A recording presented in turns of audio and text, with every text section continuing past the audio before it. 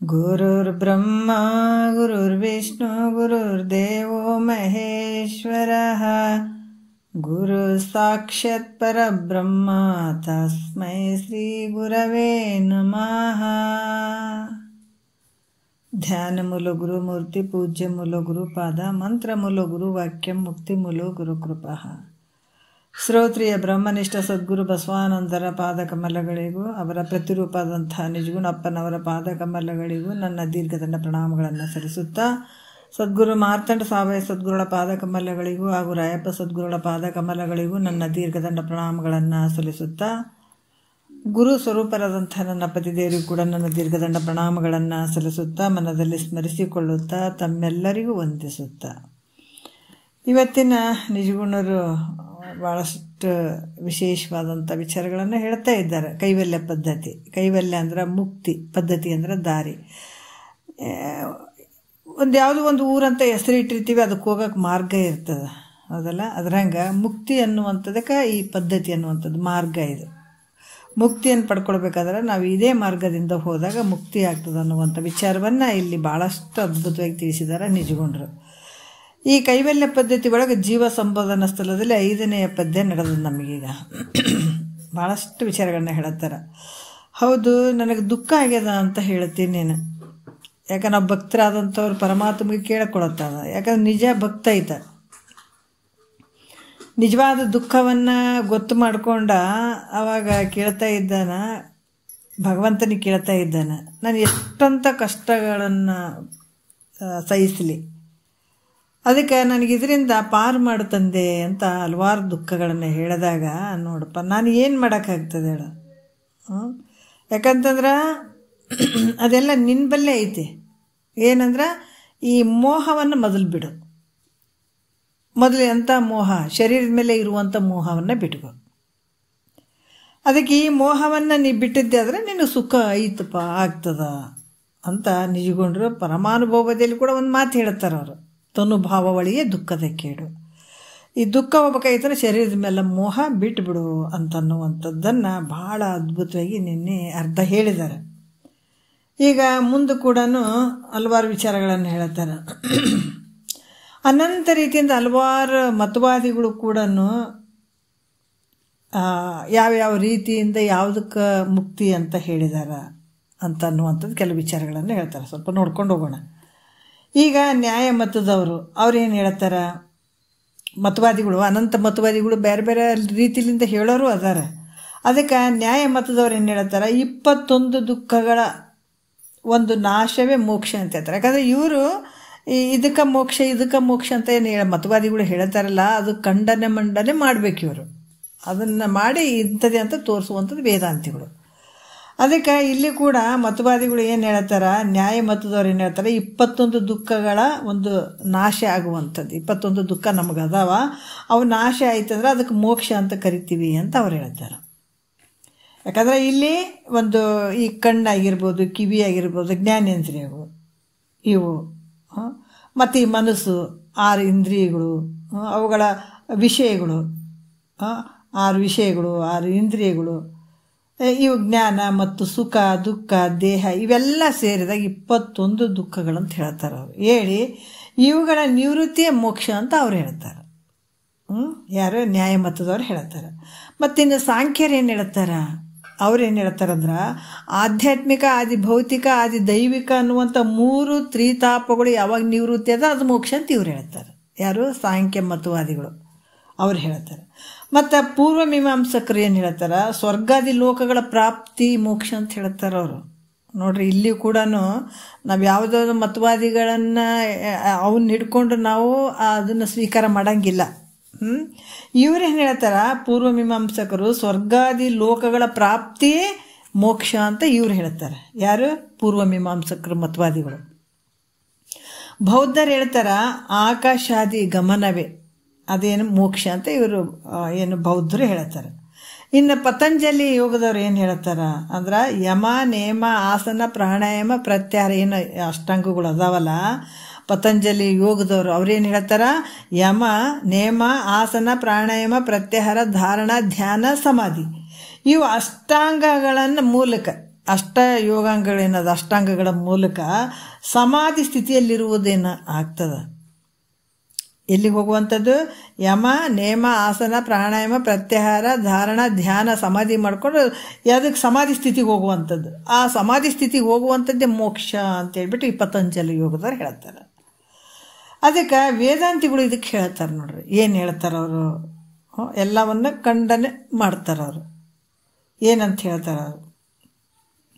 ಅತ್ಯಂತ ದುಃಖ ನಿವೃತ್ತಿ, ಪರಮಾನಂದದ ಪ್ರಾಪ್ತಿ, ಮೋಕ್ಷ ಅಂತ ಇವ್ರು ಹೇಳ್ತಾರೆ. ಯಾರು? ವೇದಾಂತಿಗಳು.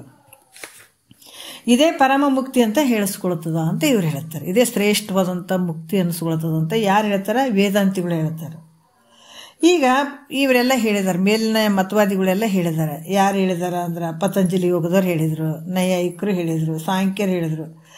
ಇವರೆಲ್ಲರೂ ಅಜ್ಞಾನದಿಂದ ಅಜ್ಞಾನದಿಂದ ಉತ್ಪತ್ತಿಯಾದಂಥ ದುಃಖಗಳ ನಿವೃತ್ತಿಗೆ ಮೋಕ್ಷ ಅಂತ ಹೇಳಿದ್ದಾರೆ ಅವರು. ಇವೆಲ್ಲ ಏನಂತಂದ್ರೆ ಅಜ್ಞಾನದಿಂದ ದುಃಖ ಆಗ್ಯದ, ಆ ದುಃಖಗಳ ನಿವೃತ್ತಿ ಮೋಕ್ಷ ಅಂತ ಹೇಳ್ತಾರೆ. ಆದ್ರೆ ಮೂಲ ಅಜ್ಞಾನ ತೆಗಿಲಿಲ್ಲ ಇವರು ನೋಡ್ರಿ.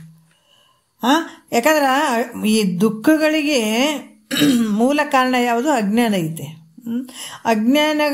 ಅಜ್ಞಾನದಿಂದ ದುಃಖ ಆಗಿರುವಂಥದ್ದು ದುಃಖಗಳ ನಿವೃತ್ತಿಗೆ ಹೇಳಿದರ ಹೊರತಾಗಿ ಮೂಲ ಈ ದುಃಖಕ್ಕೆ ಕಾರಣ ಆಗಿರುವಂಥದ್ದು ಅಜ್ಞಾನದ ಬಗ್ಗೆ ಅವ್ರಿಗೆ ಹೇಳಿಲ್ಲ.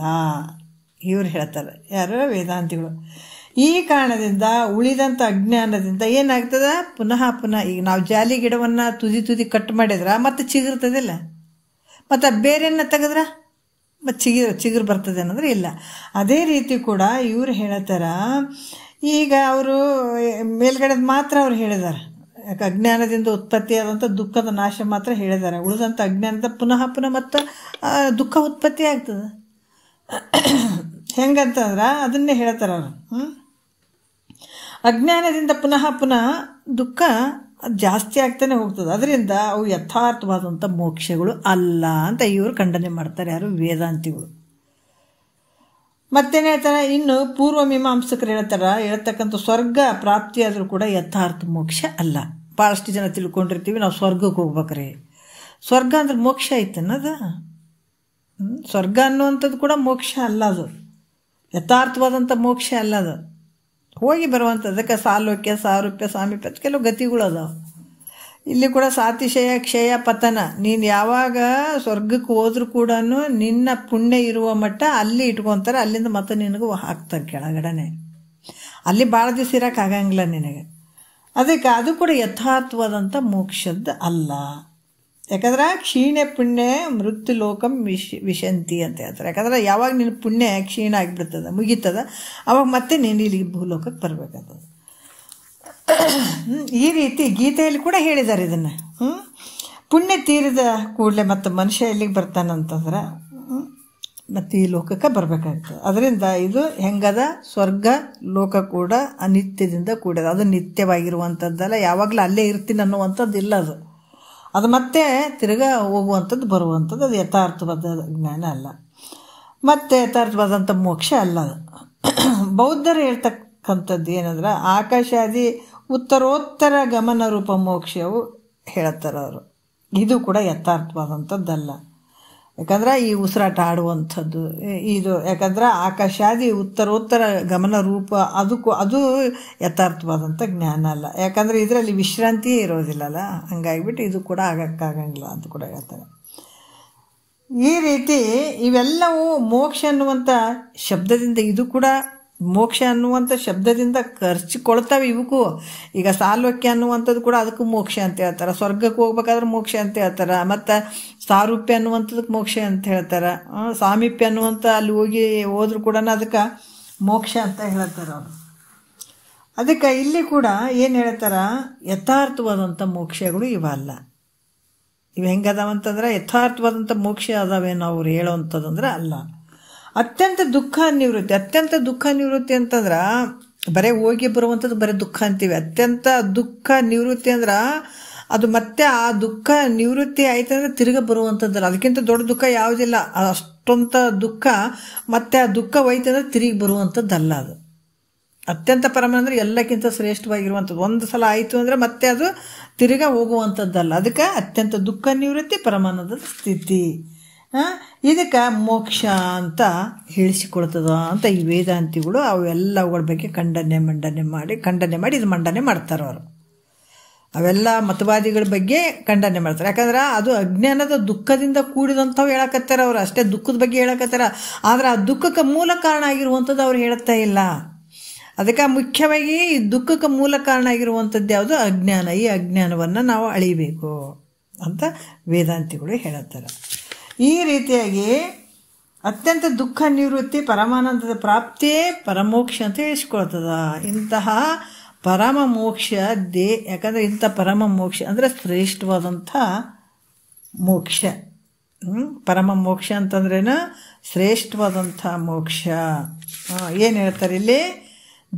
ಇದು ಆಗಬೇಕಾಗಿತ್ತು ನಿನಗೆ.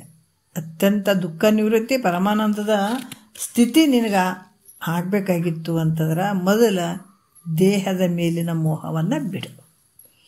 ಎಷ್ಟು ಅದ್ಭುತವಾಗಿ ಹೇಳ್ತಾರೆ ನೋಡ್ರಿ. ಯಾಕಂತಂದ್ರೆ ಇಂಥ ಒಂದು ಅದಕ್ಕೆ ಹೇಳಿದ್ರು ಅವರು, ಪಡೆವೆ ನೀನೆಂದಿಗೆ ಪರಮುಕ್ತಿ ಸುಖವನ್ನು ಕೆಡುವ ಕಾಯದ ಮೋಹವನ್ನು ಮಾಣೆ ಮನುಜ. ಇಂಥ ಒಂದು ಪರಮುಕ್ತಿ ಸುಖ, ಶ್ರೇಷ್ಠವಾದಂತಹ ಸುಖ ನಿನಗೆ ಆಗಬೇಕಾಗಿತ್ತು. ಯಾಕಂದರೆ ಈ ಸುಖವನ್ನು ಪಡ್ಕೊಳ್ಬೇಕಾದ್ರೆ ಶರೀರನೇ ಭಾಳ ಮುಖ್ಯ ಆಗ್ತದಲ್ಲ, ಇದನ್ನು ಹಂಗೆ ಕಳ್ಕೊಳ್ಳೋಂಗಿಲ್ಲ. ಅದಕ್ಕೆ ಈ ಶರೀರದ ಮೇಲೆ ಮೋಹವನ್ನು ಬಿಡು. ಇರಲಿ, ಶರೀರದಿಂದನೇ ಇದನ್ನು ಪಡ್ಕೋಬೇಕು ನಿಜ, ಅದ್ರ ಮೇಲೆ ಅದೇ ನಾನಂತ ಕುಂತಿರಬೇಡ. ಅದಕ್ಕೆ ಇಂಥ ಶರೀರದ ಮೇಲಿರುವಂಥ ಮೋಹವನ್ನು ಬಿಡಲಿಲ್ಲ ಅಂತಂದ್ರೆ ನಿನಗೆ ಯಾವ ಜನ್ಮಕ್ಕೆ ಆನಂದ ಆಗಂಗಿಲ್ಲ. ನಾವು ಅರ್ಥ ಮಾಡ್ಕೋಬೇಕಿಲ್ರಿ. ನಮಗೆ ರೊಕ್ಕ ರೂಪಾಯಿ ಅದಾವ, ಆಸ್ತಿ ಅಂತಸ್ತು ಐತಿ, ಎಲ್ಲನೂ ಐತಿ, ಮತ್ತು ನೀವು ನೋಡಿದ್ರೆ ದುಃಖ ಅಂತಿರಲ್ಲ ಅಂತ ಅನ್ಬೋದು. ಯಾಕಂದ್ರೆ ನಮಗೆ ನನಗಾದಂಥ ವಿಷಯ, ನನಗಾದಂಥ ಒಂದು ಅನುಭವ ಅಂದ್ಕೊಳ್ತೀನಿ ನಾನು. ಫಸ್ಟ್ ಯಾವಾಗ ನಾನು ಬಸವಾನಂದರ ಒಂದು ಕ್ಲಾಸಿಗೆ ನಾವು ಹೋಗಕ್ಕೆ ಶುರು ಮಾಡಿದ್ವಿ, ಇದನ್ನು ಹೋಗಕ್ಕಂತ ಶುರು ಮಾಡಿದ್ವಿ. ಆವಾಗ ಈ ಅತ್ಯಂತ ದುಃಖ ನಿವೃತ್ತಿ ರೀ ಪರಮಾನಂದ ಸ್ಥಿತಿ, ಎಂಥ ದುಃಖ ಐತಿ ನಿನಗ ಅಂತ ಹೇಳಿದಾಗ ನನಗನಿಸಿದ್ದು ನಿಜ. ಇದನ್ನು ಕೇಳಬೇಕಂತ ನಾನು ಹೋದಂತ ನಂದು ವಿಚಾರ ಹೇಳ್ಬೇಕಂದ್ರೆ, ಹೌದು ದುಃಖ ಅಂತಾರಲ್ಲ, ಇವ್ರು ಯಾವುದಕ್ಕೆ ದುಃಖ ಅಂತಾರ ನನಗೆ ಅನಿಸಿದ್ದು. ಯಾಕಂದ್ರೆ ನಮಗೆ ದುಃಖ ಅಂತಂದ್ರೆ ಬೇಕಾದಂಗೆ ನಮಗೆ ಒಟ್ಟಿಗೆ ಬಟ್ಟಿಗೆ ಏನು ಭಗವಂತ ಎಲ್ಲ ಕೊಟ್ಟಿದ್ದಾನೆ, ನಮ್ಗೆ ಅಂಥ ದುಃಖ ಇಲ್ಲಲ್ಲ, ದೊಡ್ಡ ದುಃಖ ಅಂತೂ ಏನಿಲ್ಲಲ್ಲ. ಉಣ್ತೀವಿ, ತಿಂತೀವಿ, ಆರಾಮಾಗಿ ಇದೀವಪ್ಪ. ಇವ್ರು ನೋಡಿದ್ರೆ ಬರೀ ದುಃಖ ಅಂತಾರಲ್ಲ ಗುರುಗಳು, ಹೆಂಗಿರ್ಬೋದು ದುಃಖ? ಅದಕ್ಕೆ ಇವ್ರು ಯಾರನ್ನು ನೋಡಿ ಹೇಳಕತ್ತಾರೇನಪ್ಪ ದುಃಖ ಅಂತ ಹೇಳ್ಬಿಟ್ಟು ಅಂತ ನನಗೆ ಎಷ್ಟೋ ಸಲ ಅನಿಸಿದ್ದುಂಟು. ಯಾಕಂದ್ರೆ ಸ್ಟಾರ್ಟಿಂಗ್ ನಾವು ಕೇಳಬೇಕಾದಾಗ ಭಾಳಷ್ಟು ಗೊಂದಲಗಳು ನಮಗೆ ಬರ್ತಾವೆ. ಯಾವಾಗ ನಾವು ಕೇಳ್ತಾ ಹೋದಿವಿ, ಎಲ್ಲನೂ ಭಾಳಷ್ಟು ಒಂದು ವಿಚಾರಗಳು ನಮಗೆ ಗೊತ್ತಾಗ್ತದೆ. ಅಷ್ಟು ಒಂದು ಶ್ರೇಷ್ಠವಾದಂಥ ವಿಚಾರಗಳು ಇವು. ಸ್ಟಾರ್ಟಿಂಗ್ ಹಂಗೆ ಅನ್ನಿಸ್ತಿತ್ತು ನಮಗೇನು ದುಃಖ ಅಂದ್ರೆ ಏನು ಅಂತ. ಆದ್ರೆ ನಿಜವಾದ ದುಃಖ ಯಾವುದು ಅಂದ್ರೆ ಜನನ ಮರಣ ಮಧ್ಯದ ಹೋರಾಟ ಏನೈತೆ, ಒಂದಲ್ಲ ಎರಡಲ್ಲ. ತಾಯಿ ಗರ್ಭದಲ್ಲಿ ಬರುವಂಥದ್ದು ದೊಡ್ಡ ದುಃಖ ಐತೆಲ್ಲ, ಇಷ್ಟು ಹೇಳ್ಯಾರ, ಮೊದಲಿಂದ ಹೇಳ್ಕೊತ ಬಂದಿದ್ದಾರೆ. ಎಂತೆಂಥ ದುಃಖಗಳು ಅದಾವ. ಭೂತಕಾಲದ ದುಃಖ ಹೇಳಿದರು, ವರ್ತಮಾನ ಕಾಲದ ದುಃಖ ಹೇಳಿದರು, ಭವಿಷ್ಯತ್ ಕಾಲದ ದುಃಖ ಹೇಳಿದರು. ವರ್ತಮಾನ ಕಾಲದಲ್ಲಿ ಜನನ ಮರಣ, ರುಜ, ಭಯ, ಶೋಕ, ಜರೆ, ಬಡತನ, ಪರಸೇವೆ, ಯಾಚನೆ, ಹಳಿವು, ಮುನಿಸು, ವಿಷಯ ವಿರಹ, ಸಂತಾಪ ಚಿಂತನೆಗಳು ನಿನಗಾಗದಿಹೆ ಬುದ್ಧಿಗಲಿಯದೆ ಅಂತ ಹೇಳ್ತಾರೆ. ಎಲ್ಲರಿಗೂ ದುಃಖ ಅನ್ನುವಂಥದ್ದು ಹೆಂಗೆ ಊಟ ಮಾಡಿದ ಮೇಲೆ ಹೊಟ್ಟೆ ತುಂಬಿದಂಥ ಆನಂದ ಒಂದೇ ಎಲ್ಲರಿಗೂ ಇರ್ತದೆ. ನಿದ್ರಾ ಆನಂದ ಎಲ್ಲರಿಗೂ ಒಂದೇ ಇರ್ತದಲ್ಲ, ಅದ್ರಂಗೆ ದುಃಖ ಇರುವಂಥದ್ದು ಸರ್ವರಿಗೂ ಇರುವಂಥ ದುಃಖ ಒಂದೇ. ಆನಂದ ಇರುವಂಥದ್ದು ಸರ್ವರಿಗೂ ಇರುವಂಥ ಆನಂದ ಒಂದೇನೆ. ನಾವು ಅದನ್ನು ಅರ್ಥ ಮಾಡ್ಕೊಳ್ಬೇಕು. ಅದಕ್ಕೆ ದುಃಖ ಅಂದ್ರೆ ಇಂಥ ಒಂದು ದೇಹದ ಮೇಲಿನ ಮೋಹ ಇಟ್ಟಿರುವಂಥದ್ದೇ ಒಂದು ದುಃಖ. ಯಾಕಂದ್ರೆ ನಮ್ಗೆ ಆಗ್ತದೆ ಇಲ್ಲಿ ಶರೀರಕ್ಕೆ ಬಂದಿರುವಂಥ ರೋಗದಿಂದ ಎಷ್ಟು ದುಃಖ. ಯಾವ ದುಡ್ಡು ತೊಗೊಂಡು ಏನು ಮಾಡ್ತೀರಿ? ಶರೀರ ಆರೋಗ್ಯನೇ ಸರಿ ಇರಲಿಲ್ಲ ಅಂದ್ರೆ ನೀವು ರೊಕ್ಕ ರೂಪಾಯಿ ಯಾವುದಕ್ಕನ್ನ ಸಂತೋಷ ಅನ್ನಿಸ್ತದ ನಮ್ಗೆ. ನಾವು ಅರ್ಥ ಮಾಡ್ಕೋಬೇಕು, ಹೌದಲ್ಲ? ಈಗ ಯಾವುದು ರೊಕ್ಕ ರೂಪಾಯಿ ಯಾವುದರಿಂದ ನಮಗೆ ಸಂತೋಷ ಇಲ್ಲ. ಯಾಕೆ ಶರೀರ ಆರಾಮಾಗಿರ್ಬೇಕಂತ ಬಯಸ್ತೀವಿ, ಆದರೆ ಅದು ಆರಾಮಾಗಿರ್ತದೇನು ಅಂತಂದರೆ ಇಲ್ಲ.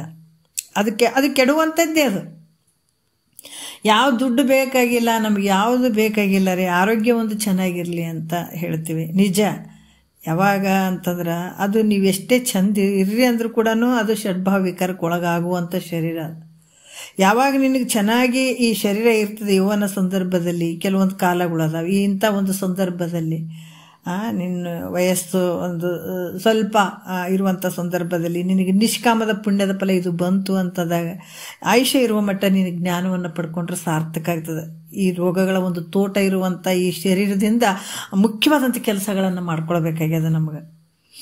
ಹಾಗಾಗಿ ಈ ಶರೀರ ದುಃಖ ಕೊಡುವಂಥದ್ದೇ. ಯಾಕಂದ್ರೆ ಎಲ್ಲ ಬಿಟ್ಟು ಇದ್ರ ಮೇಲೆ ಜಾಸ್ತಿ ಮೋಹ ಇಟ್ರ ಇದ್ರ ಮೇಲೆ. ಯಾಕಂದ್ರೆ ಆರೋಗ್ಯ ಇರಲಿ ಅಂತ ಅನ್ಬೋದು. ಯಾವಾಗ ಜ್ಞಾನ ಪಡ್ಕೊಳ್ಳೋವರೆಗೂ, ಗುರುವಾಕ್ಯ ಕೇಳೋವರೆಗೂ, ಈ ಶರೀರ ಅಂದ್ರೆ ಏನು, ನಾನು ಯಾರಿದ್ದೀನಂತ ತಿಳಿಯುವ ಮಟ್ಟ ಈ ಶರೀರ ಬೇಕಾಗ್ತದೆ, ಇಲ್ಲಂತಿಲ್ಲ. ಆದ್ರೆ ಇದ್ರ ಮೇಲೆ ನೀವು ಮೋಹ ಇಟ್ಕೊಂಡು ಕುಂದ್ರಬೇಡ. ಶರೀರದ ಮೇಲೆ ಇದು ನಂದೈತೆ ಅಂತ ಇದ್ರ ಮ್ಯಾಲೆ ಭಾಳ ಮೋಹ ಇಟ್ಟಂದ್ರೆ ಇದು ದುಃಖಕ್ಕೆ ಕರ್ಕೊಂಡು ಹೋಗ್ತದಪ್ಪ. ಅದಕ್ಕೆ ಇದ್ರ ಮ್ಯಾಲೆ ಮೊದಲು ಮೋಹ ಬಿಡೋ ನೀನು. ಈ ಶರೀರದ ಮೇಲೆ ಮೋಹ ಬಿಟ್ಟಂದ್ರೆ ಇದಕ್ಕೆ ಸಂಬಂಧಪಟ್ಟುವಂಥವು ಏನು ಇಂದ್ರಿಯಗಳಾಗಿರ್ಬೋದು, ಸುತ್ತಮುತ್ತ ಏನು ಸಂಸಾರ ಆಗಿರ್ಬೋದು, ಜನನ ಮರಣ ಯಾರಿಗೈತೆ? ಈ ಶರೀರಕ್ಕೈತೆ. ಹುಟ್ಟುವಂಥದ್ದು ಶರೀರ, ಆ ದುಃಖ. ಸಾಯುವಂಥದ್ದು ಶರೀರ, ಈ ದುಃಖ. ಎರಡು ದುಃಖ ಈ ಶರೀರಕ್ಕಿರುವಂಥದ್ದು. ಅದು ಶರೀರನೇ ನಾನಲ್ಲ ಅಂದಾಗ ನೀನು ಹುಟ್ಟುವುದು ಅಲ್ಲ, ಸಾಯುವವನಲ್ಲ, ಯಾವಾಗಲೂ ಇರುವಂಥವನಿದೆ. ಯಾಕಂದರೆ ಈ ಶರೀರ ಜಾಗೃತದಾಗಿಲ್ಲ, ಸ್ವಪ್ನದಾಗ. ಶರೀರ ಜಾಗೃತದಾಗ ಐತೆ, ಆದ್ರೆ ಸ್ವಪ್ನದಾಗಿಲ್ಲ. ಸ್ವಪ್ನದಾಗಿಲ್ಲ ಅಂದರೂ ಕೂಡ ನೀನಿದಿಲ್ಲ. ಮೂರು ಕಾಲದಲ್ಲಿ ನೀನಿದೆ. ಜಾಗ್ರದಲ್ಲೂ ಇದೆ, ಸ್ವಪ್ನದಲ್ಲೂ ಇದೆ, ಸುಸುಪ್ತಿಯಲ್ಲೂ ಇದೆ. ಆದರೆ ಈ ಶರೀರ ಇಲ್ಲ. ಹಾಗಾಗಿ ಇದು ಉತ್ಪನ್ನ ಆಗ್ಯದ, ಒಂದ್ಸಲ ನಾಶ ಆಗ್ತದೆ. ಮತ್ತು ಉತ್ಪನ್ನ ಆಗ್ಯದ, ಉತ್ಪನ್ನ ಆದಂಥ ಈ ಜಗತ್ತಿನಾಗ ಪ್ರತಿಯೊಂದು ಉತ್ಪನ್ನ ಆದಂಥವು ಒಂದಲ್ದು ಒಂದ್ಸಲ ಕೈ ಜಾರಿ ಹೋಗ್ಬಿಡ್ತಾವೆ, ನಿನ್ನ ಕೈಗೆ ಸಿಗಂಗಿಲ್ಲ. ಮತ್ತು ಅದ್ರ ಮೇಲೆ ಮೋಹ ಇಟ್ಕೊಂಡು ಕೂತ್ರೆ ಇನ್ನು ಸುಖ ಆಗ್ತದೆ, ನಿನಗೆ ದುಃಖನೇ ಆಗ್ತದೆ. ಅದಕ್ಕೆ ಯಾವುದು ಹುಟ್ಟಿದಾವ, ಯಾವುದು ಉತ್ಪನ್ನ ಆಗಿದಾವ ಅದೆಲ್ಲ ನಾಶ ಆಗ್ತದಂತ ನೀವು ಗುರು ಮುಖಾಂತರ ತಿಳ್ಕೊಂಡು ನಿನ್ನ ಮನಸ್ಸಿನಲ್ಲಿ ನಿಶ್ಚಯ ಮಾಡ್ಕೊಂಬಿಡು. ಈ ಶರೀರ ಕೂಡ ಒಂದಲ್ದು ಒಂದು ಸಲ ಹೋಗ್ತದೆ, ಆದರೆ ಶರೀರಕ್ಕೆ ಸಾಕ್ಷಿಯಾಗಿರುವಂಥ ನೀನು ಯಾವಾಗಲೂ ಇರ್ತಿದೆ. ಯಾವಾಗಲೂ ಅಂತಂದ್ರೆ ಈ ಜಾಗ್ರದಲ್ಲಿ ಶರೀರ ಅದ, ಆದರೆ ಸ್ವಪ್ನದಲ್ಲಿ ಸುಸುಪ್ತಿಯಲ್ಲಿ ಈ ಶರೀರ ಇಲ್ಲ ಅಲ್ಲ. ಆದ್ರೆ ನೀನಿದೆ. ಅದ್ರಂಗ ಈ ಶರೀರ ಉತ್ಪತ್ತಿ ಆಗ್ಯದ, ಇದು ಯಾವಾಗಾದ್ರೂ ಒಂದ್ಸಲ ನಾಶ ಆಗುವಂಥದ್ದು ಅಂತೇಳಿ ಇದ್ರ ಮೇಲೆ ಮೋಹ ಬಿಟ್ಬಿಡು. ಇರಷ್ಟು ದಿವಸ ಇರಲಿ ಅದು.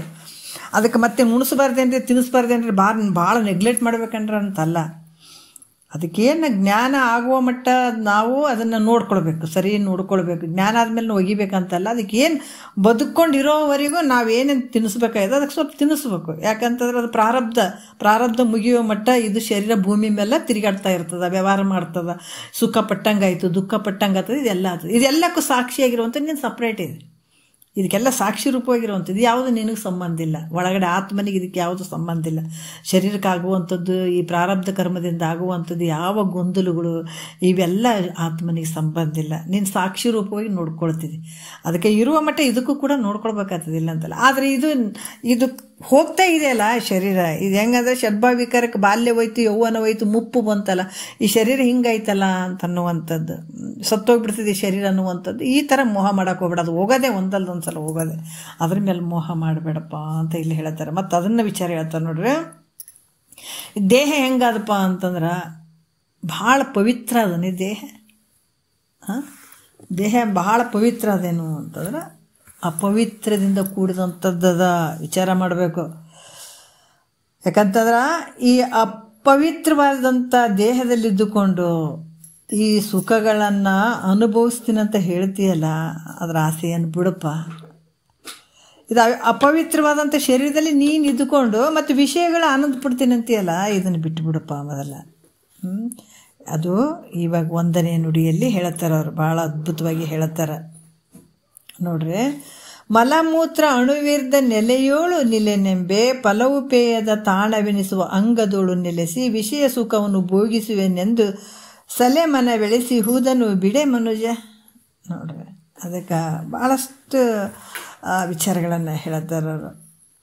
ಜೀವನೇ ಮಲಮೂತ್ರ ಅಣುವಿರ್ದ. ಹೇ ಮನುಷ್ಯನೇ, ಅರ್ಥ ಮಾಡ್ಕೊಳಪ್ಪ. ಯಾಕಂದ್ರೆ ನೀನು ಎಷ್ಟು ನೋಡಬೇಕು, ಎಲ್ಲಾದ್ರ ನಿಂತ ಜಾಗ ಸ್ವಲ್ಪ ಮಲಮೂತ್ರದಿಂದ ಕೂಡಿತ್ತ ಜಾಗ ಅಂತಂದ್ರೆ ಛೇ ಛೇ ಛೇ ಛೇ ಹೊಲಸು ಅಂತ ಹೇಳ್ತೇವೆ, ಹೌದಲ್ಲ? ಭಾಳಷ್ಟು ಛೇ ಇಲ್ಲಿ ಎಷ್ಟು ರೀ ಹೊಲಸದ, ಎಷ್ಟು ಗಲೀಜೈತ್ರಿ ಅಂತ ಹೇಳ್ತೇವೆ.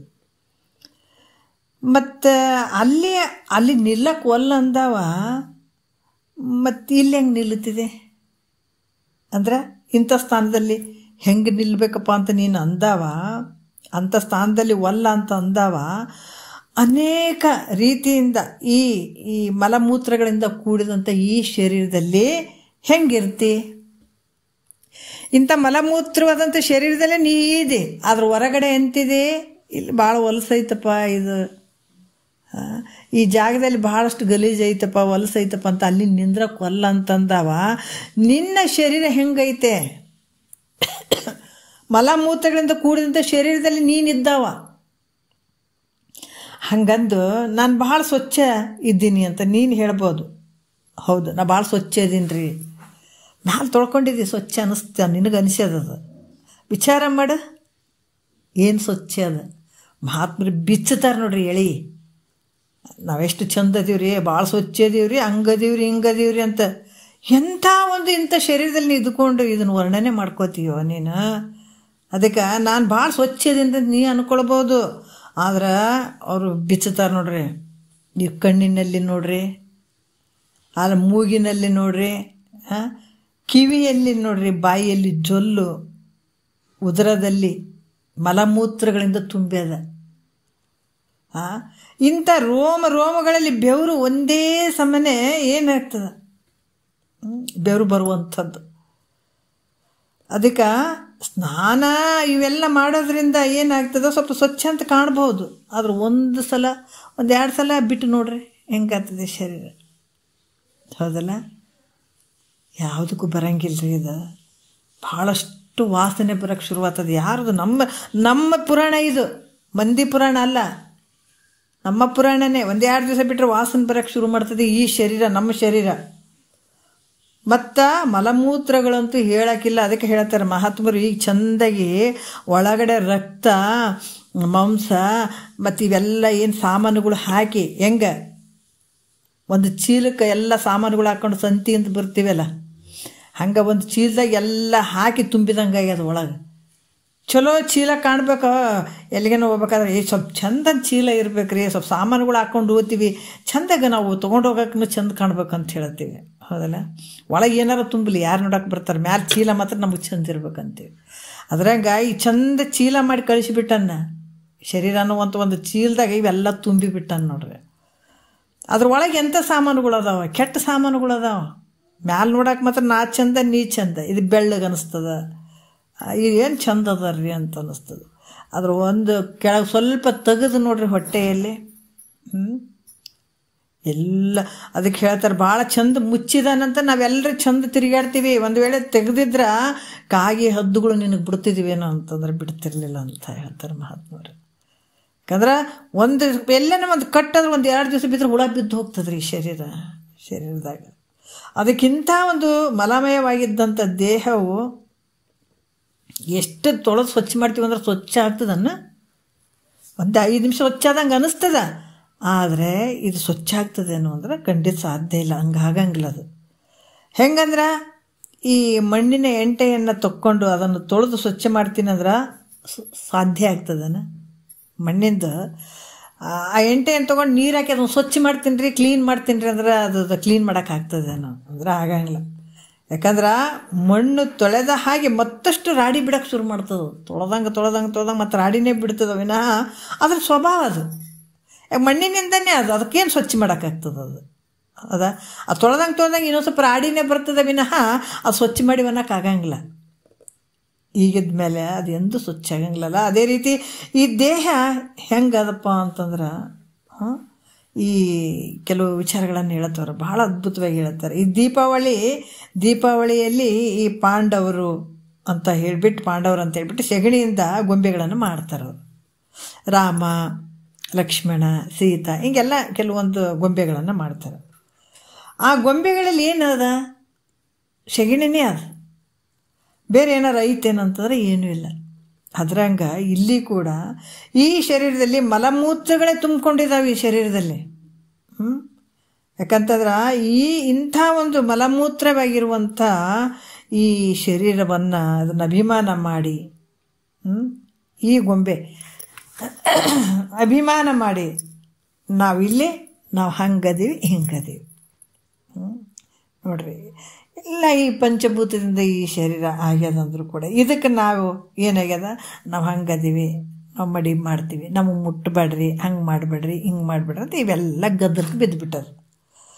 ಅದಕ್ಕೆ ಇದು ಯಾಕಂತಂದ್ರೆ ಇದು ಎಲ್ಲ ವ್ಯರ್ಥವಾಗಿ ಇರುವಂಥವು ನೀನು ಮಲಮೂತ್ರದಲ್ಲಿ ನೀನು ನೆಲೆಸಿದೆ, ಬೇರೆ ಇದಕ್ಕೇನು ಉದಾಹರಣೆ ಕೊಡೋದು ಬೇಕಾಗಿಲ್ಲ ಅಲ್ಲ.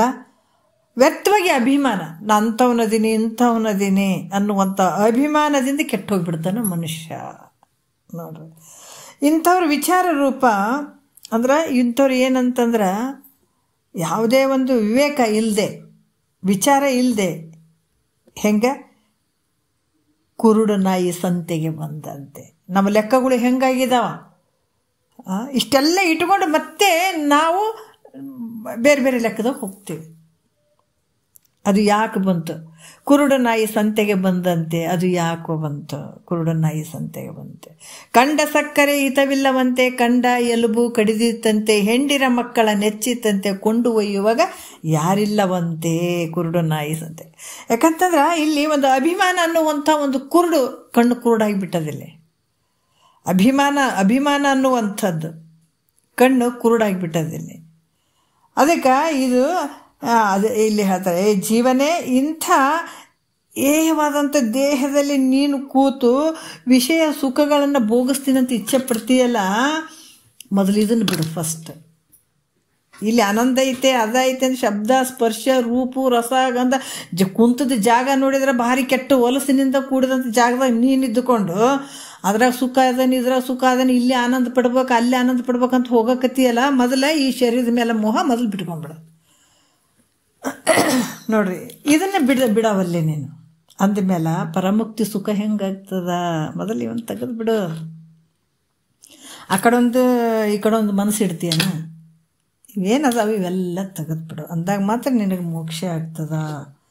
ಅದಕ್ಕೆ ಇದು ಹೆಂಗೆ ಪ್ರಾಪ್ತಿ ಆಗ್ಬೇಕ್ರಿ ಅಂದಮೇಲೆ ಪರಮುಕ್ತಿ ಸುಖವು ನಿನಗೆ ಹೇಗೆ ಪ್ರಾಪ್ತಿ ಆಗಬೇಕು? ಅಂದಮೇಲೆ ಪರಮುಕ್ತಿ ಸುಖವು ನಿನಗೆ ಹೇಗೆ ಪ್ರಾಪ್ತಿ ಆಗ್ಬೇಕಂದ್ರೆ ಖಂಡಿತ ಆಗಂಗಿಲ್ಲ. ಯಾಕಂದ್ರೆ ಶರೀರದ ಮೇಲೆ ನಾವು ಮೋಹ ಬಿಡ, ಅದು ಇರ್ತದಂತಂದ್ರೆ ಮಾಡು, ಆದ್ರೆ ಅದು ಇರಂಗಿಲ್ಲ, ಸುಳ್ಳು ಐತಿ. ಇದು ವಿಚಾರ ಮಾಡಿದ್ರೆ ಇದು ಶರೀರ ನಿಂದು ಅಲ್ಲ, ನಿನ್ನದು ಅಲ್ಲ. ಏನು ಈ ಪ್ರಾರಬ್ಧವನ್ನು ಏನು ಕಷ್ಟ ಸುಖ ನೋವು ನಲಿವಿನ ಅನುಭವಿಸೋಕೆ ಬಂದಿದೆ, ಈ ಶರೀರ ಒಂದು ಸಾಧನೆಯಾಗಿ ಬಂದದ್ದು. ಅದಕ್ಕೆ ಇಂಥ ಒಂದು ಸಾಧನೆ ವಸ್ತುವಿನಿಂದ ನೀನು ದೊಡ್ಡ ಕೆಲಸ ಮಾಡ್ಕೊಳ್ಬೇಕಾಗ್ಯದಿಲ್ಲ. ಅದಕ್ಕೆ ಇದ್ರ ಮೇಲೆ ಮೋಹ ಬಿಟ್ಬಿಡಿ, ಇದು ನಂದು ಅಂತ ಅದ್ರಾಗೆ ಕುಂತು ಮುಂದಕ್ಕೆ ಹೋಗ್ಲಾರ್ದಂಗೆ ಇದ್ರಂಗೆ ಕುಂತಿ ಅಂದ್ರೆ ನಿನ್ನಷ್ಟು ಮೂರ್ಖ ಯಾರಿಲ್ಲ. ಶರೀರದ ಅಭಿಮಾನ, ಶರೀರದ ಮೇಲಿರುವಂಥ ಮೋಹ, ಶರೀರದ ಮೇಲಿರುವಂಥ ಪ್ರೀತಿನ ಸಂಪಟ್ಟು ಬಿಟ್ಕೊಂಡ್ಬಿಟ್ಟಿದ್ದು. ಅಲ್ಲ, ನಿಂದಲ್ಲ, ನಂದಲ್ಲ ಅನ್ನುವಂಥದ್ದು ದೃಢ ಮಾಡ್ಕೋ ಅಂತ ಇಲ್ಲಿ ಹೇಳುವಂಥದ್ದು.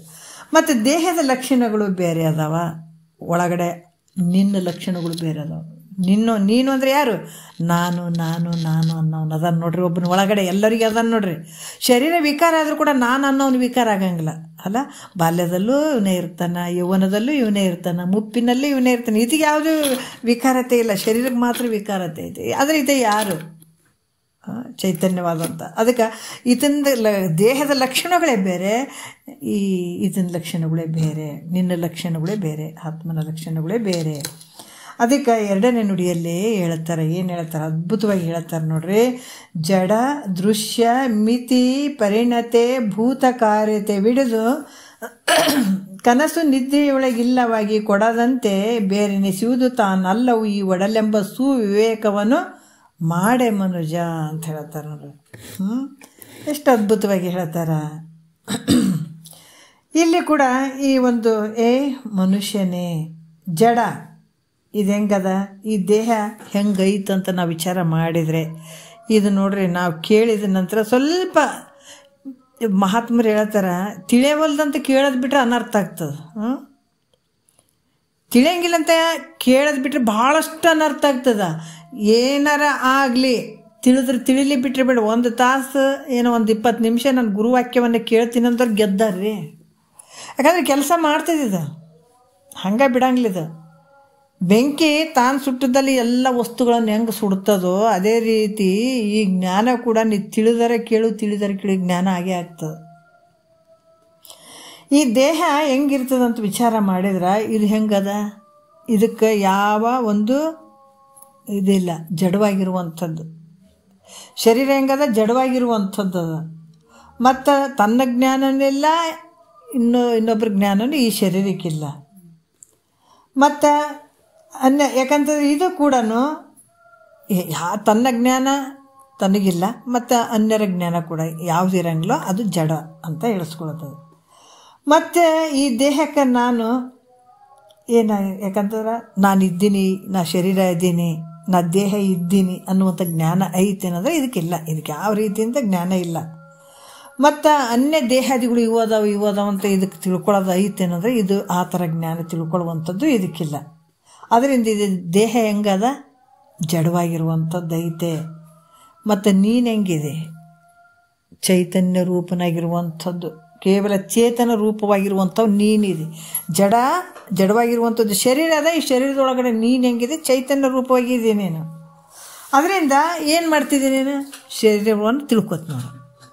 ಶರೀರ ಹಂಗದ, ನಾ ಉದ್ದದಿನ, ಕೆಂಪದೇನೆ, ಇವೆಲ್ಲವುಗಳನ್ನು ನಾನು ತಿಳ್ಕೊಳ್ಳುವಂಥದ್ದು ಯಾವುದು, ನೀನು ಚೈತನ್ಯ ಸ್ವರೂಪನಾಗಿರುವಂಥವು ನೀನು ಈ ಶರೀರವನ್ನು ತಿಳ್ಕೊಳ್ತಿದ್ದೆ. ಅದಕ್ಕೆ ಈ ದೇಹ ಹೆಂಗದ, ದೃಶ್ಯವಾಗ್ಯದ. ಎಲ್ಲ ನೋಡ್ಕೊತೀವಿಲ್ಲ ಶರೀರ, ಯಾಕಂದ್ರೆ ನಾವು ಶರೀರವನ್ನು ತಿಳ್ಕೊಳ್ತೀವಿ, ಅರಿತೀವಿ, ನಮ್ಮಿಂದ ತಿಳಿಸಿಕೊಳ್ತದೆ ಶರೀರ. ಅದಕ್ಕಾಗಿ ಅದರಿಂದ ಇದು ಹೆಂಗದಪ್ಪ ಅಂತಂದ್ರೆ ಶರೀರ ಹುಟ್ಟುವಂಥದ್ದು ಐತಿ, ಹುಟ್ಟುತ್ತದೆ ಶರೀರ, ಹುಟ್ಟುವಂಥದ್ದು ಉತ್ಪತ್ತಿ ಆಗ್ತದೆ, ಮತ್ತು ಮರಣ ಆಗ್ತದೆ ಶರೀರಕ್ಕೆ. ನಿನಗಾಗಂಗಿಲ್ಲ, ನಿನ್ನ ಒಳಗಡೆ ಇದ್ದಾನಲ್ಲ ಆ ಚೇತನ ಪುರುಷನಿಗೆ ಆಗಂಗಿಲ್ಲ, ಚೇತನ ಅದಕ್ಕಾಗಂಗಿಲ್ಲ. ಆದ್ರೆ ಶರೀರಕ್ಕೆ ಮಾತ್ರ ಜನನ ಮರಣ ಐತೆ. ಜನನ ಮರಣ ಯಾರಿಗೆ ಐತೆ ಅಂದರೆ ಶರೀರಕ್ಕೆ ಐತೆ ಅದು. ಅದಕ್ಕೆ ಮತ್ತೇನದು ಈ ಶರೀರಕ್ಕಂದ್ರೆ ಈ ಸಣ್ಣಾಗುವಂಥದ್ದು, ದಪ್ಪಾಗುವಂಥದ್ದು, ಕಪ್ಪಾಗುವಂಥದ್ದು, ಬೆಳ್ಳಗಾಗುವಂಥದ್ದು, ಎತ್ತರ ಇರುವಂಥದ್ದು, ಗಿಡ್ಡಾಗುವಂಥದ್ದು, ಇವೆಲ್ಲ ಇವು ಶರೀರಕ್ಕಿರುವಂಥವು. ಇವೆಲ್ಲವನ್ನು ನೀನು ಒಳಗಿದ್ದಾಗ ತಿಳ್ಕೊತಿದ್ದೆ. ನಿನ್ನ ಶರೀರ ನೀನೇ ತಿಳ್ಕೊಳ್ತಿದ್ದೆ. ಅದಕ್ಕೆ ನೀನು ಹೆಂಗಿದೆ, ಅರಿಯುವಂಥನು ದ್ರಷ್ಟ ಪುರುಷ ನೀನಿದಿ. ಎಲ್ಲಿ ನಿನ್ನೊಳಗಿದ್ದಾವೆ, ಇದು ಮಂದಿ ತಿಳ್ಸಕತ್ತಿಲ್ಲ.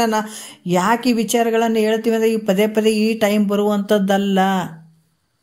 ಯಾಕಂದ್ರೆ ನಾವು ಆವಾಗ ಕೂತ್ಕೊಂಡು ಕೇಳಿದ್ವಿ, ನಮಗೇನಾರ ಒಂದು ಅಲಕ್ಷ್ಯ ಭಾವ ಬಂದಿತ್ತು. ಮಕ್ಕಳು ನಮಗೂ ಸಣ್ಣ ಮಕ್ಕಳು, ಇವಾಗ LKG UKG ಓದೋಂಥ ಮಕ್ಕಳು. ಆ ಸಂದರ್ಭದಲ್ಲಿ ನಾವು ಹೋಗ್ಬೇಕಾದಾಗ ಯಾಕೆ ಮಾತು ಹೇಳ್ತೀನಿ ನೋಡ್ರಿ, ಬಾಗಿಲಿ ಹಾಕ್ಬಿಟ್ಟು ಅಲ್ಲಿ ಸುತ್ತಮುತ್ತ ಜನ ಇರ್ತಾರೆ, ನಮ್ಮ ಕ್ವಾರ್ಟರ್ಸ್ಗಳು ಇರ್ತಿದ್ವು, ದೊಡ್ಡ ಕ್ವಾರ್ಟರ್ಸ್ ಬೇರೆ.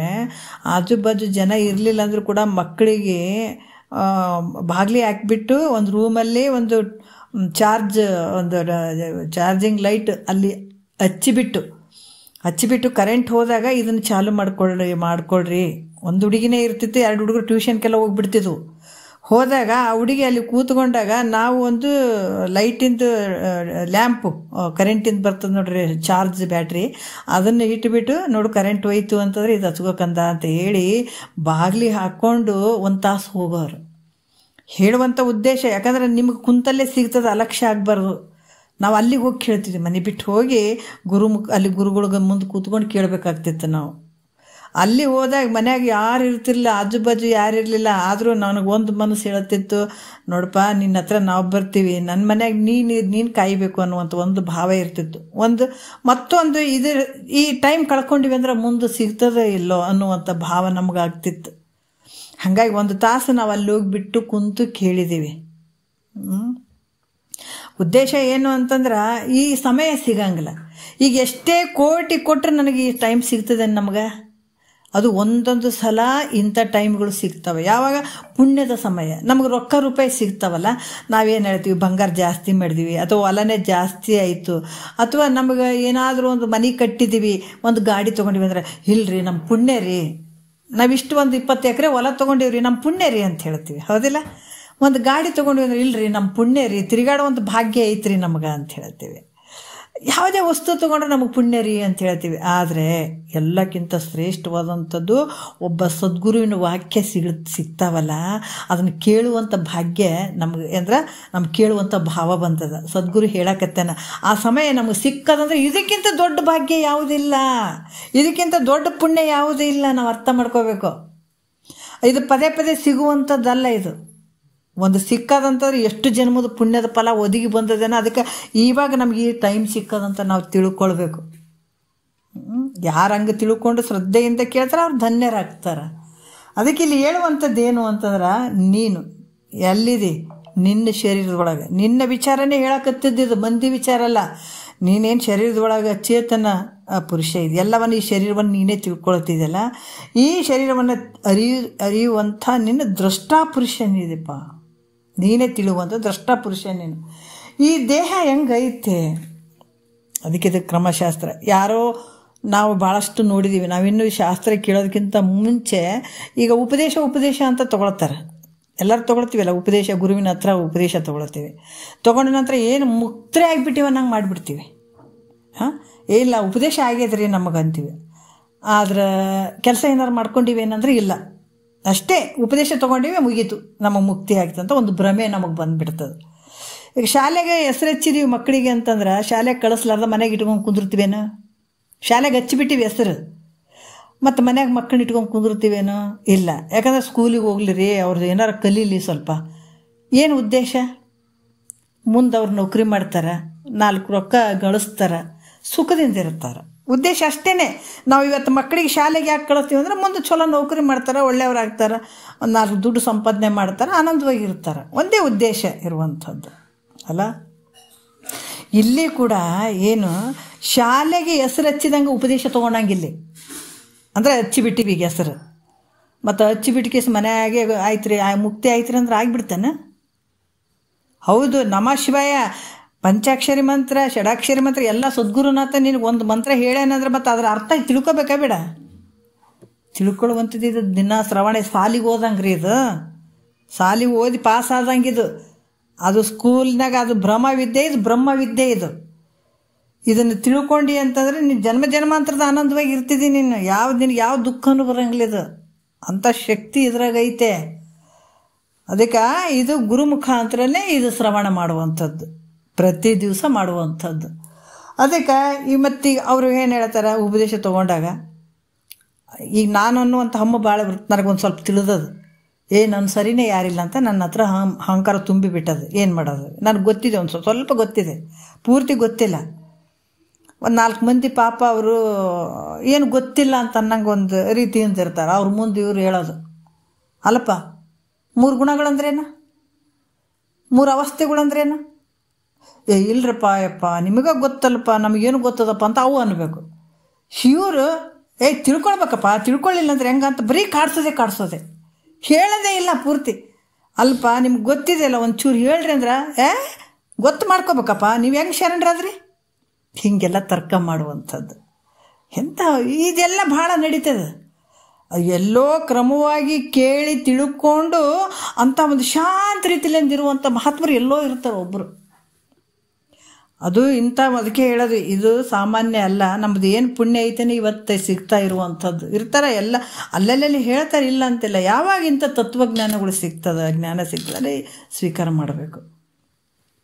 ಅದಕ್ಕೆ ಇಲ್ಲಿ ಹೇಳ್ತಾರೆ, ದೇಹ ಹೆಂಗೈತಪ್ಪ, ಎಷ್ಟು ರೀತಿಯಿಂದ ಐತೆ, ಹೆಂಗೈತೆ ನಮ್ಮ ಶರೀರ, ಎಷ್ಟು ಉದ್ದೈತೆ, ಹೆಂಗೈತೆ ಅಂತ ನಾವು ತಿಳ್ಕೊಬೇಕಲ್ಲ. ಅವ್ರು ಹೇಳ್ತಾರೆ, ಈ ದೇಹ 96 ಬೆರಳುದ್ದ ಅಳತೆ ಉಳ್ಳಂಥದ್ದಾಗ್ಯದ. ನಮ್ಮ ದೇಹ ಎಷ್ಟು ಅಳತೆ ಉಳ್ಳದ್ದಾದಂದ್ರೆ, ಈ 4 ಬೆರಳನ್ನು ಇಟ್ಕೊಂಡು ಅಳತೆ ಮಾಡ್ಕೋಬೇಕು. ಇವು ಕೈಯಾಗಿ 4 ಬೆರಳದಾವಲ್ಲ, ಈ ಕಡೆ 4 ಬೆರಳು, ಈ ಕಡೆ 4 ಬೆರಳು, ಹಿಂಗೆ ಅಂತ ನಾವು ಅಳತೆ ಮಾಡ್ಕೊಂಡು ಹೋದ್ರೆ ನಮ್ಮ ಬೆರಳು 4 ಬೆರಳು ಎಷ್ಟದಾವ ಅಷ್ಟು ರೂಪದಿಂದ 96 ನೋಡ್ರಿ, 96 ಬೆರಳುದ್ದ ಅಳತೆ ಉಳ್ಳಂಥದ್ದು ನಮ್ಮ ಶರೀರ. ಅದು ನಮ್ಮ ಬೆರಳು. ಮತ್ತು ಬೇರೆದವ್ರ ಬೆರಳು 4 ಬೆರಳಿಟ್ಟು ಅಳತೆ ಮಾಡೋದಲ್ಲ, ನಮ್ಮ ಬೆರಳು ಎಷ್ಟದಾವ 4 ಬೆರಳನ್ನ ಹಿಂಗೆ ಅಳತೆ, ಕೆಳ ಪಾದದಿಂದ ಮೇಲೆ ತನಕ ಹೆಂಗೆ ಅಳತೆ ಮಾಡ್ಕೊಳ್ತೀವಿ, ಅದು 96 ಬೆರಳು. ಯಾಕಂದ್ರೆ 96 ಬೆರಳುದ್ದ ಅಳತೆ ಉಳ್ಳಂಥದ್ದು ನಮ್ಮ ಶರೀರ ನೋಡ್ರಿ. ಅದಕ್ಕೆ ಇದು ಹೆಂಗೈತಪ್ಪ ಅಂತಂದ್ರೆ ಷಡ್ಭಾವಿಕರ್ಕೊಳಗಾಗ್ತದೆ. ಅಳತೆಗೆ ಬಂದದಲ್ಲಿ ಇದು ಅಳತೆ ಮಾಡಿದ್ರೆ ಇಷ್ಟೈತೆ ಅಂತ ಐತೆ. ಮಿತಿ ಪರಿಣತೆ ಈ ರೀತಿಯಿಂದ ಇರುವಂಥದ್ದು. ಮಿತಿ ಇದು ಬಂದರೆ ಲಿಮಿಟ್ ಅದು ಇದಕ್ಕೆ. ಮತ್ತು ಷಡ್ಭಾವಿಕರ್ಕೊಳಗಾಗ್ತದೆ. ಏನು ಅಸ್ಥಿತೆ, ಹೊಟ್ಟೆಯಲ್ಲಿ ಬಂದಂಗಾಯಿತು, ಆಯಿತು, ಹೊರಗೆ ಬಂದಂಗಾಯಿತು, ಇಲ್ಲಿ ಬೆಳೆದಂಗಾಯಿತು, ಇದ್ದಂಗಾಯಿತು, ಇದು ನಾಶ ಮುಪ್ಪು ಬಂದಂಗಾಯಿತು, ವಿನಾಶ್ಯತೆ ಅಂದರೆ ಇದು ಹೋದಂಗಾಯಿತು. ಈ ರೀತಿ ಷಡ್ಭಾವದಿಂದ ಕೂಡ್ಯದ ಈ ಶರೀರ, ನಮ್ಮ ಶರೀರ. ಅದರಿಂದ ಮತ್ತೇನದು ಇದ್ರ ಕೆಲಸಗಳು ಎದರಿಂದ ಆಯ್ತಪ್ಪ, ಇಷ್ಟೆಲ್ಲ ನಡೀತದಲ್ಲ, ಇವಾಗ ನಾವು ನೋಡ್ತೀವಿ, ಉಣ್ತೀವಿ, ತಿಂತೀವಿ, ಜಗತ್ತಿನ ಸಕಲ ವ್ಯವಹಾರ ಮಾಡ್ತೀವಿ, ಸುಖ ಅನ್ಕೊಳ್ತೀವಿ, ದುಃಖ ಎದ್ರ ಕಾರ್ಯ ರೀ ಇದು? ಇವೆಲ್ಲ ನಡೆದಂಥದ್ದು ಎದ್ರ ಕಾರ್ಯ ಅಂದ್ರೆ ಪಂಚಭೂತಗಳ ಕಾರ್ಯ ಇದು. ಇದು ಪಂಚಭೂತಗಳ ಒಂದು ಕಾರ್ಯ. ಅದರಿಂದ ಇದು ಈಗ ನಾವು ನೋಡ್ತೀವಿ, ಕೇಳ್ತೀವಿ, ತಿರುಗಾಡ್ತೀವಿ, ಸುಖ ಅನ್ಕೊಳ್ತೀವಿ, ದುಃಖ ಇವೆಲ್ಲ ಎದರಿಂದ ಅಂದ್ರೆ ಈ ಅಂತಃಕರಣಗಳು, ಆಕಾಶದಿಂದ ಅಂತಃಕರಣಗಳು, ವಾಯುವಿನಿಂದ ಪಂಚವಾಯುಗಳು, ಅಗ್ನಿಯಿಂದ ಜ್ಞಾನೇಂದ್ರಿಯಗಳು, ಆಮೇಲೆ ಜಲದಿಂದ ಶಬ್ದಾದಿ ವಿಷಯಗಳು, ಯಾವುದು ಪೃಥ್ವಿಯಿಂದ ಏನು ಯಾವುದಂತ ಕರ್ಮೇಂದ್ರಿಯಗಳು. ಇವೆಲ್ಲ ಪಂಚಭೂತಗಳಿಂದನೇ ನಾವೆಲ್ಲ ವ್ಯವಹಾರ ಮಾಡಾಕತ್ತೀವಿ. ಇಷ್ಟೆಲ್ಲ ಮಾಡಾಕತ್ತೀವಿ ಅಂದ್ರೆ ಎದ್ರ ಕಾರ್ಯ ಇದು? ಪಂಚಭೂತಗಳ ಕಾರ್ಯ ಇದು. ಶರೀರ ಇಷ್ಟೆಲ್ಲ ತಿರುಗಾಡ್ತದ, ವ್ಯವಹಾರ ಮಾಡ್ತದೆ, ಎಲ್ಲ ಮಾಡ್ತದಂದ್ರೆ ಈಗ ಮಣ್ಣಿನಿಂದ ನಾನಾ ರೀತಿಯಿಂದ ಮಡಿಕೆ ಅದೆಲ್ಲ ಮಾಡ್ತಾರಿಲ್ಲ, ಒಂದು ಊಜಿ ಮಾಡ್ತಾರೆ, ಒಂದು ಪಾಠ ಮಾಡ್ತಾರೆ, ನಾನಾ ರೀತಿಯಿಂದ ಮಾಡ್ತಾರೆ. ಅದರಿಂದ ಮಣ್ಣಿನಿಂದ ಆಗ್ಯದ. ಅದಕ್ಕೆ ಈ ಶರೀರದಾಗ ಈ ಮನಸ್ಸು ಅದ, ಬುದ್ಧಿ ಅದ, ಚಿತ್ತು ಅದ, ಅಹಂಕಾರ ಅದ, ಈ ಜ್ಞಾನೇಂದ್ರಿಯಗಳು ಅದಾವ, ಕರ್ಮೇಂದ್ರಿಯಗಳು ಅದಾವ. ಇವೆಲ್ಲ ಏನು ಅದಾವ ಈ ಪಂಚಭೂತಗಳಿಂದನೇ ತುಂಬಿದಂಥದ್ದು. ಇವೆಲ್ಲ ಅದರಿಂದನೇ ಆದಂಥದ್ದು ಇವೆಲ್ಲ. ಅದಕ್ಕೆ ಇಲ್ಲಿ ಕೂಡ ಏನು ಹೇಳ್ತಾರೆ, ಇವೆಲ್ಲ ಮತ್ತು ದೇಹದಲ್ಲಿರ್ತಕ್ಕಂಥ ಈ ಎಲುಬಾಗಿರ್ಬೋದು, ಮಾಂಸ ಆಗಿರ್ಬೋದು, ಈ ಚರ್ಮ ಆಗಿರ್ಬೋದು, ನರ ಆಗಿರ್ಬೋದು, ರೋಮ ಆಗಿರ್ಬೋದು, ಇವೆಲ್ಲ ಹೆಂಗದಾವ ಈ ಗಟ್ಟಿ ಅಂಶಗಳು ಎಲ್ಲ ಏನದ ಪಂಚಭೂತದ ಕಾರ್ಯಗಳು ಹೇಳ್ತಾರೆ. ಅವ್ರು ಹೆಂಗೆ ಹೇಳ್ತಾರಂದ್ರೆ ಈ ನಮ್ಮ ಶರೀರದ ಗಟ್ಟಿ ಭಾಗ ಅದಾವಲ್ಲ, ಏನು ಗಟ್ಟಿ ಭಾಗ ಅದಾವ? ಎಲುಬದ, ಈ ಮಾಂಸ ಅದ, ಆಮೇಲೆ ಈ ಚರ್ಮ ಅದ, ಆಮೇಲೆ ನರ ಅದ, ಆಮೇಲೆ ಕೂದಲು, ರೋಮ. ಈ ಕಠಿಣ ಭಾಗ ಏನದಾವ ಇವೆಲ್ಲವೂ ಪೃಥ್ವಿ ಅಂಶಗಳು ನಮ್ಮ ಶರೀರದೊಳಗೆ. ಮತ್ತು ಏನಂದ್ರೆ ಈಗ ರಕ್ತ, ಮಾಂಸ, ರಕ್ತ, ಇದು ಕಫ, ಮೂತ್ರ,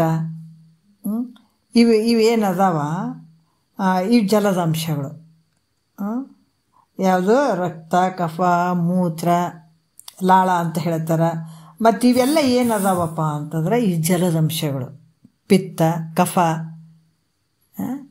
ಇವೆಲ್ಲ ಏನದಾವ ಅಂತಂದ್ರೆ ರಕ್ತ, ಕಫ, ಮೂತ್ರ, ಪಿತ್ತ ಇವೆಲ್ಲ ಎದುರು ಅದಾವ ಅಂತಂದ್ರೆ ಜಲದ ಅಂಶಗಳು ಅದಾವ ನಮ್ಮ ಶರೀರದಲ್ಲಿ. ಮತ್ತು ಹಸಿವಾಗುವಂಥದ್ದು, ಆಮೇಲೆ ನೀರಡಿಕೆ ಆಗುವಂಥದ್ದು, ಆಮೇಲೆ ನಿದ್ರೆ ಬರುವಂಥದ್ದು, ಅಲಸ್ಯ ಭಾವ ಬರುವಂಥದ್ದು, ಮುಖ ಚಂದ ಕಾಣುವಂಥದ್ದು, ಭಾಳ ಎಷ್ಟು ಚಂದ ಕಾಣ್ತದೆ ನೋಡಿ, ಎಷ್ಟು ಕಾಂತಿ ಐತೆ ನೋಡಿ ಅಂತೀವಲ್ಲ.